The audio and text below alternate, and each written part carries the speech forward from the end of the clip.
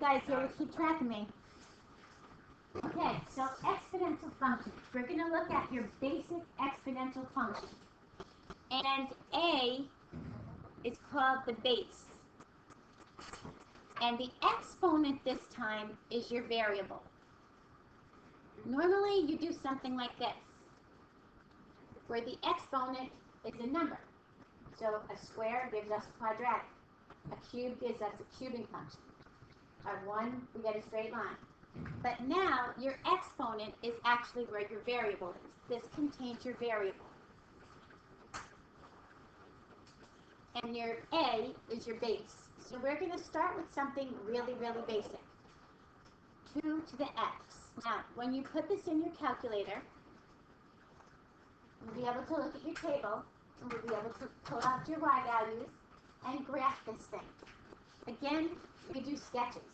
We don't have to put the little tick marks, we just make the sketch. I'm going to work this out with you without your calculator.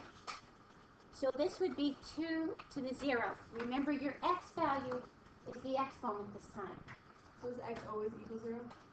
Well, no, x is going to equal all these values. When x is changing, it's going to be your exponent that changes.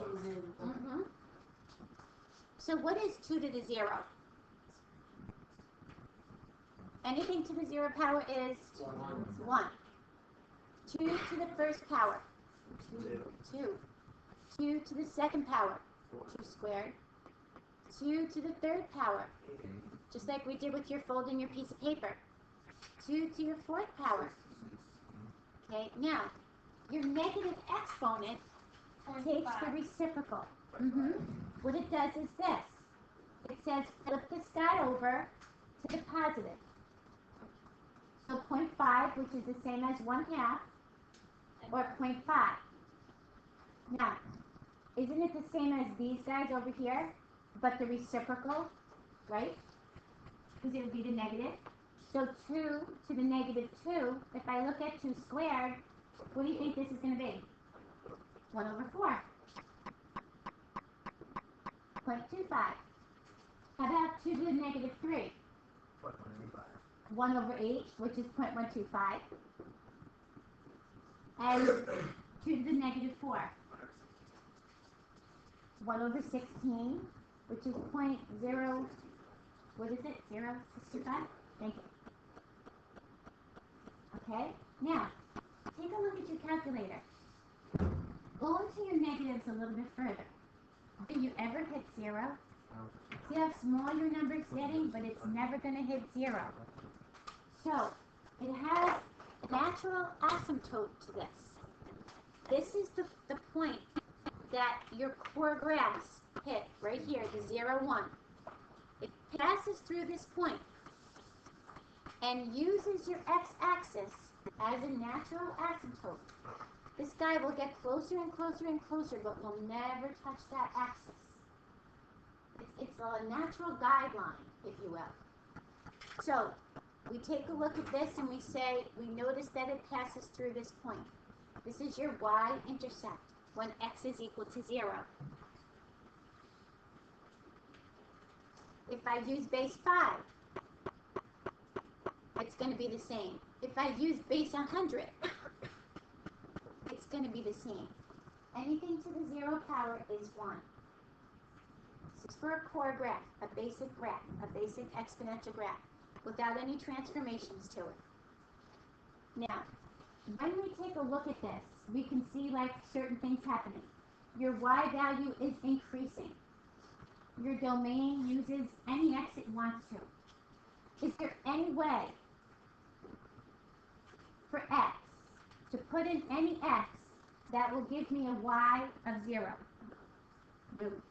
So I will never touch that y-axis.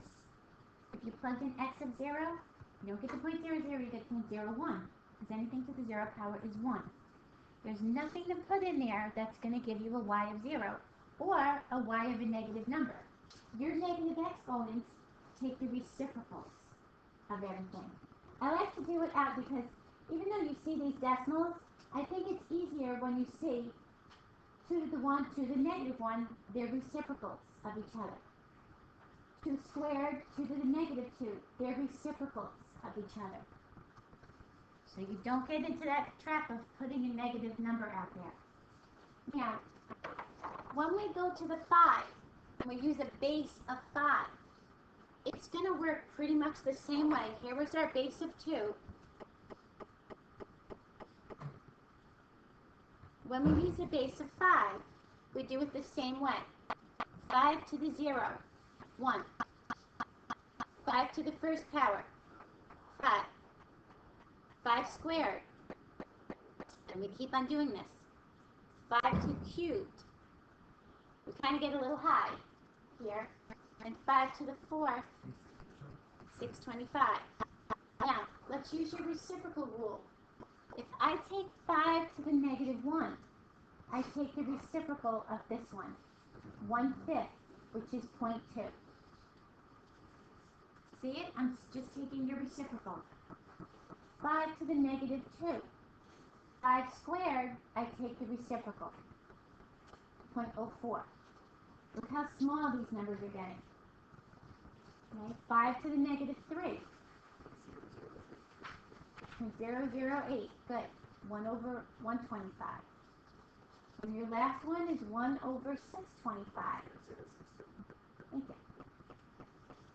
Okay. So we'll see a little pattern starting over there.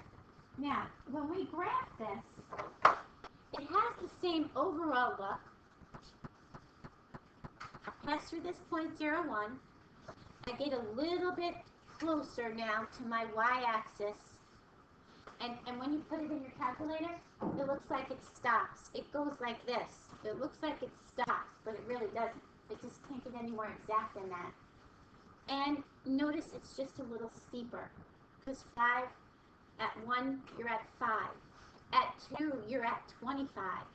So your graph just gets a little bit steeper. That's all the bigger base does for this. I increase the base, I increase the steepness of my curve. But it has the same attributes as this one does. It's still increasing. It still uses the x-axis as an asymptote. You can never get a y equal to 0 out of this. No matter what base we put in there, will look like these. They'll just be a little bit steeper. We run that. Same thing like when you do a slope of a line. If you do a slope when it's 1, when the slope is 1. If you do a slope of 2, it just gives you a little steeper line. So it's kind of like the same kind of concept. The bigger the base, the steeper, because you're going higher, faster. Okay, so let's take a look at comparing these and come up with some common attributes for these. In the first case, x is positive. And I like to use y equals 2 to the x. If you remember back to algebra, we probably use 2, 3, and 5. I very rarely ever use one larger than that because you really can't graph it. And in algebra 2, you pretty much have to graph the points. If you have to graph 4 to the 3rd, that's 64. It's not good for that to graph. If you have to graph even 25, sometimes doesn't fit on your graph. That's the only reason why we use the smaller bases. And I know a lot of my students would say, we always use 2 to the x or 3 to the x. Because that's what fits on your graph better. So when we take a look at this, we notice that it goes like this. It passes through this point. And no matter if it was a base of 2, a base of 5, a base of 100, it's all going to look like this. This might be a little steeper. What's the domain for this core graph? Good. There's not one x that you cannot plug in. So all their numbers. What's the range? 0. Can I use 0? So you use negative infinity to 0. Not negative infinity because we have no negatives down here. So we're going to go 0 to infinity, but no hard bracket because we can never use a 0. What's your y-intercept? Y-intercept is when x is 0. So a to the 0 is always going to be 1, no matter what the base is. So your y-intercept is always the same for your core graph. Would you say this is increasing or decreasing? Increasing. And the interval? negative infinity to infinity, we're increasing. And your asymptote, it kind of gives you a natural asymptote. It gives you your y equals 0, which is at the x-axis. That's where y is equal to 0. Horizontal line, y is equal to 0. It uses your x-axis as a natural asymptote. And we call this a continuous function. There's no little jumps or bumps in it that we have to go over. Now, your exponential curves, your core graphs, remember when we did this? We did quadratics, we did absolute values, we did cubic functions, we did 4 or 5 different ones, and we did rationals. They all work with transformations. When we take a negative x, if you think about your graph, if you go from a positive to a negative, there's your reflection. Here's my x, positive to x negative, over the y-axis. And isn't your rule negate your x? Isn't that the rule? Negate the x, that's a negative x. Negate the x and you'll see it go over the y-axis. This is a reflection over your y-axis. So now, if this is my core graph, my basic graph, this is my y equals a to the x, my reflection says, make it go like this. Same point, we're reflecting over your y, it's just going to go like this. Okay? It's just going to take the opposite of everything that we put there for x. And if you think about it, we'll just do 3 of them. If I plug in a negative 1 into this, let's do 2. 2 to the negative of negative 1. What's a negative of a negative? Positive. This gives me a 2. 2 to the negative of 0 still gives me a 1. And 2 to the negative of 1 gives me my 1/2. So here I am, 2, 0, 1/2. It's a reflection in my y-axis. Same attributes though. Same kind of curve. No, not increasing, but we'll take a look at that. So therefore, what's your domain for this decreasing function here? All real numbers. What's your range? Range is a what? 0 to infinity. And your y-intercept? Still the same, right? This is when x is equal to 0. So if I plug this into the negative 0, I still get 1. I am a decreasing function now. From negative infinity to infinity. How about my asymptote? Same thing. Good. I'm still the x-axis when y is equal to 0. We consider this our core graph. So I like to use like 2 to the x. It kind of makes a little bit more sense. It could be any number. A is any number, your base. Not 1, not 0. So now we take a look at that. And if you take this is your reflection. Your reflection in your y-axis. Because it makes sense if we negate the x value. Think about just running your finger across from x positive to x negative. Okay? So far, sounds familiar so far? Just a little kind of review of last year. I think sometimes after the second time, and you probably did this also in Algebra 1. You did a little bit of exponential curves in Algebra 1. Then you had geometry in between, so you probably forgot all your exponential curves from Algebra 1. But we do this in Algebra 1, and we do some of the, some of the things with the applications. We did a little bit in Algebra 1 also. But we'll redo them again while we're here. Now, just as you have transformations for all your other curves, you have transformations for your exponential curves as well. Don't write this down, but remember back. What kind of function is this? Parabola at the 0, 0, right? What if I did this?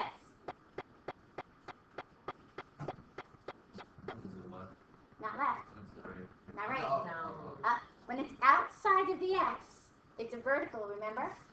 It's a vertical, and I moved it. How about this? Where it's next to the x, now it's to the left. Good. So remember these guys? They apply the same way to your exponential curves. Same way. We look for our parent graph, our core graph. Here's our core graph. Basic sketch. Remember, we just sketch. The one point that's identifiable in your sketch is the 0, 1. That's a good point to keep track of. Now, I'm next to the x, just like I was next to the x over here. So Randolph said move horizontally the opposite way. So therefore, do the same thing here. I'm going to move this graph horizontally left 5 units, which means every unit, like I did this one, 5 to the left, 5 to the left, and we really just used our vertex when we moved the quadratic, right? Because it kind of makes sense. Move this point right here. Move this 5 to the left. Subtract 5. This becomes negative 5, 1. And your graph goes like this. Still the same graph, just move everybody 5 units to the left. Over here, you moved your vertex, because that was the easiest point to move. On your exponential curves, move the y-intercept. It is no longer your y-intercept up. So now, if we want to find your new y-intercept, you just come back to this equation. And what do we plug in for x? To find your y-intercept? 0. So 0 plus 5 gives me 5. So now, this is 32. 32, I think it is. So here's your new y-intercept. Makes sense, doesn't it? We moved your y-intercept off the y-axis. As soon as we move this, this was no longer your y-intercept, your vertex moved. Move the point that you can identify. You don't want to have to graph this every time. We're really just making a sketch. And we're applying your transformation rules. So we did a horizontal shift left 5 units. Did it change the domain of this? No. Domain's still the same. You can still use any x you like. Did it change the range? No, we just slid it. We just slid it over. It's still running right alongside that x-axis all the way across. We didn't drop it. If we dropped it, it would go past the asymptote. But it's still going to slide. Eventually, it's going to come down to where these guys were. So your range is still the same. And your asymptote stays the same. It's your x-axis, or y is equal to 0. It's just a transformation. We did these transformations with your core graphs. We did them with your cubing functions. We did them with your absolute value functions. And now we're doing them with your exponential functions. And when we get to trig, we're going to do them with your trig functions. Okay? All right, let's try another one. Now, we said that this guy, when it's not next to your x, gives me what kind of a shift? Up. Up. This is going to give me a vertical. Good. A vertical shift up 5 units. So if I start off here with my core graph, because it's 2 to the x, basic exponential function, we're going to take this and work on this point right here. Watch. Work off of this point. If I add 5 vertically, am I adding 5 to the x or to the y? To the y. So if I add 5 to this, this now goes up to 0, 6. If my asymptote was over here at y equals 0, and I add 5, where's my new asymptote going to go to? Y equals 5. right below it. So now look, my graph still looks the same, right? I just shifted it up 5 units. Up 5. Then you asymptote them? So I have a new asymptote.